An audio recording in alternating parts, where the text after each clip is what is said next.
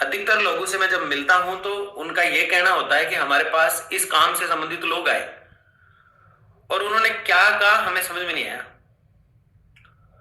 तो क्या कहना है किसी से मिलते हो, जब किसी विधायक को ज्ञापन देने जाते हो या किसी मंत्री को देने जाते हो या किसी प्रशासनिक अधिकारी से जब आप मिलते हो, सेक्रेटरी में भी, तो उनको किस तरह से अपनी बात को रखना है कि हम मांग किसकी कर रहे हैं।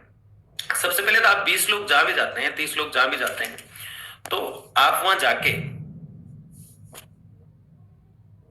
एक मिनट है ना, आप वहां जाके पहले ये तय कर लें कि इनमें से ये व्यक्ति बात को रखेगा। वो निडर होना चाहिए, उसमें डर नहीं होना चाहिए। पहले 5-7 जगह अपनी बात को रख चुका हो, ऐसा आप में से मिल जाएगा। वो अपनी बात को बड़ी मजबूती से रख सके, बिना किसी डर के, बिना किसी भय के, निडर होकर रख सके। फिर वो कहेगा कि आरएलएसएस डिपार्टमेंट है, राजस्थान में जो ठेका पड़ता से लगे हुए सारे डिपार्टमेंट के लगभग 7 से 8-10 लाख जो लोग हैं, उनका जो वेतन सरकार तय करती है वो उस व्यक्ति तक नहीं पहुंच पाता बिचौलियों की वजह से। हम चाहते हैं कि ये वेतन सरकार जो डालती है ये हर व्यक्ति तक पहुंच जाए। इसके लिए पिछली गवर्नमेंट में भी हमने काफी प्रयास किया, तो उन्होंने इस आरएलएसएसी बोर्ड का गठन कर दिया था, लेकिन इसका नोटिफिकेशन जारी नहीं हो पाया था। और हम अभी जो मांग कर रहे हैं वो ये कर रहे हैं कि इसका नोटिफिकेशन प्रत्येक डिपार्टमेंट को भेजा जाए, क्योंकि इसका एक विभाग है, एक डिपार्टमेंट है और इसकी फाइल अलग अलग कार्यालयों में दौड़ रही है। तो उस फाइल को प्रशासनिक तरीके से तो वो चली रही है, लेकिन उसे राजनीतिक सपोर्ट विधायक महोदय, मंत्री महोदय आप दीजिए। इस प्रकार से अपनी बात को रखना है। बताओ ये बात समझ में आई कि नहीं आई? क्योंकि हम बहुत जल्द एक टास्क लेने वाले हैं। वो टास्क क्या है मैं बता दूंगा आपको अगले 2 ही दिन में। राम राम सर जी। नहीं, ग्राम पंचायत, बिल्कुल ठीक है ना। मेरे पास सारे डॉक्यूमेंट पास ही पड़े हैं। मैं आपको सारी चीज जो है वो बता नहीं सकता, वो लीगल नहीं होती, लेकिन मैं ये बता दूंगी हमारी फाइल को 2 या 3 दिन से ज्यादा एक ऑफिस में हम नहीं रहने दे रहे हैं। उसको वहां से किसी भी तरह से उनसे बातचीत करके, उनसे मिलके आगे भेजने का काम करवा रहे हैं। हमारी फाइल पिछले 3 दिन से जो है थोड़ी सी धीमी हुई, लेकिन आज वो जो है लगातार 2 कार्यालयों में इधर उधर गई है, और जहां उसको भेजा गया था किसी मंजूरी के लिए, वहां से रिटर्न सचिवालय की तरफ आई है। तो मंत्रालय से रिटर्न आना, फिर इस प्रकार से जाना, इसके अंदर ढेर सारी चीजें हैं। मैं आपको थोड़ा सा समझाऊं कि आरएलएसडीसी जो फाइल है वो किस प्रकार से बनेगी और उसमें क्या होगा। आरएलएसडीसी फाइल एक व्यक्ति की तरह काम करेगी जो इस शोषण से मुक्त करेगी। सबसे बड़ी बात यह है कि आरएलएसडीसी, जैसे मान लो कि आप में से एक व्यक्ति को नाम दे दिया जाए आरएलएसडीसी, तो पूरा पैसे का लेन देन होगा इसके अंदर। तो सबसे पहले इस आरएलएसडीसी का पैन कार्ड बनेगा, इसके जीएसटी नंबर आएंगे, वो प्रोसेस ऑलमोस्ट कंप्लीट होने वाला है। आरएलएससी बोर्ड का पैन कार्ड, जीएसटी नंबर, सारी चीजें जो चल रही है, टैन नंबर, ऐसा एक वायरल हुआ था कागज, आपने देखा होगा। वो मेरे पास 10 दिन पहले आ गया था, और जहां से मिला उन्होंने मुझे इस बात की पूरी वादा किया था मेरे से कि इसको वायरल ना किया जाए, लेकिन वो किसी का हाथ लग गया। ऐसी चीजें हमारे लिए नेगेटिव बन सकती हैं आने वाले समय में, लेकिन कोई ना, जिसको ठीक लगता है तो वायरल ना करने की सोची उसको। तो उसके अंदर टीएन नंबर, जीएसटी, सारी चीजें, मैंने एक थंबनेल में उसको थोड़ा सा दिखा रखा है। दूसरा, आरएलएससी के लिए जब ये पूछा गया कि ये कब तक लागू होगी, तो ये आगे से जवाब ये है कि ये कब लागू होगी ये हम नहीं बता सकते, लेकिन इसका काम रनिंग है।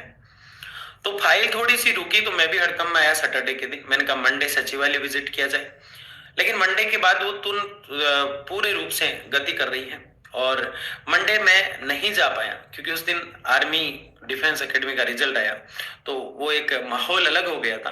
और फिर मैं 1 बजे के आसपास मैंने कहा कि अब जयपुर की तरफ मूव किया जाए, लेकिन वहां निकलने से पहले जब मैंने पता किया तो रनिंग पुणे उसी तरह से होने लग गई थी।